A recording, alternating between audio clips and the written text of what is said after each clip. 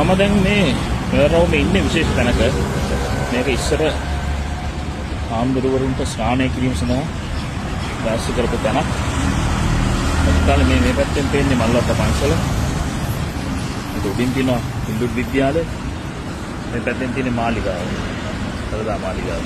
එතකොට ඒ වාගේ තැනක ඉස්සරහ තියෙන මේ ආම්දුරවරුන්ගේ ස්නානයට අජිතමා විසින් නිර්මාණය කරපු තැන මෙන්න මේ වාගේ බෝඩ් එකක් ගහන්න වෙනවා කියන්නේ අපි කොච්චර පිරිහිලාද කියන එක තේරෙනවද කාට හරි?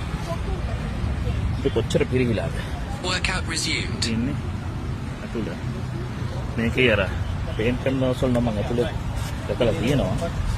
ඒකේ තියෙනවා සිවුරු තියන්න, තුවා තියන්න මම පිළිවෙලට හදලා තියෙනවා. රජ කාලේ ඒ විදිහටම තියෙන්න ඇති.